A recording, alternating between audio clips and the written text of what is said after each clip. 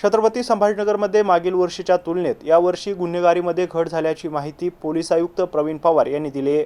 शहरातील विविध गंभीर गुन्ह्यातील आरोपींना अटक करण्यात पोलिसांना यश आल्याचं त्यांनी सांगितलंय। तसेच रेकॉर्डवरील गुन्हेगारांवर पोलिसांच्या विशेष पथकाकडून बारकाईने लक्ष ठेवण्यात येत असून कायदा आणि सुव्यवस्था कायम राखण्यासाठी सातत्याने कारवाई सुरू असल्याची ही माहिती त्यांनी दिली आहे। हे पहा की आपल्या शहरामध्ये महत्त्वाचे हेड्समध्ये गुन्ह्यामध्ये घट झालेली आहे। प्रामुख्याने गेल्या वर्षाच्या तुलना करता आपले जवळपास 18 मर्डरचे गुन्हे हे घट झालेले आहेत।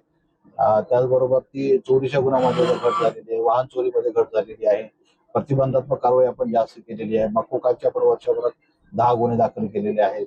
त्याचबरोबर आपण मकोकाचे नार्कोटिक्सच्या विरुद्ध 2 गुन्हे दाखल केलेले आहेत, 2 गुन्ह्यांना मकोका लावलेला आहे।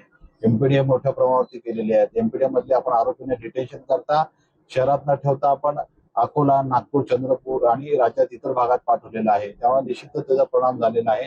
आपल्याकडे तुम्ही बघितलं असेल की नार्कोटिक्सची पण गेल्या 2 वर्षामध्ये अत्यंत मोठ्या प्रमाणात कारवाई झालेली आहे। त्याचे देखील पॉझिटिव्ह परिणाम आपल्याला शहरात दिसून येतात। नार्कोटिक्सची अवेलेबिलिटी शहरामध्ये नाहीये। ह्या 2-3 पोलीस स्टेशनमध्ये ज्या काही घटना झालेल्या आहेत त्या सर्वसाधारणतः या महिन्यात 1.5 महिन्यातल्या आहेत। त्याच्यामुळे काही गुन्ह्यामध्ये वाढ झाली असं काही म्हणता येणार नाही। आणि जे काही गुन्हे घडलेले आहेत त्याच्यामध्ये सर्व आरोपी अटक केलेले आहेत आणि त्या सगळ्या आरोपींना आम्ही काही एका गुन्ह्यामध्ये आम्ही कोंडलिक नगरच्या मकोकाचे पण सेक्शन लावलेले आहेत। आणि आमचे आरसीपी आहे, त्याचबरोबर म्हणजे लोकल पोलीस स्टेशन आहे, क्राईम ब्रांच आहे, त्यांनी निश्चितच रेकॉर्डवरची गुन्हेगारांची माहिती काढून त्या बाबतीमध्ये त्यांचं चेकिंग आणि प्रभावी त्यांच्यावर नियंत्रणाकरता आमचे प्रयत्न सातत्याने चालूच आहेत।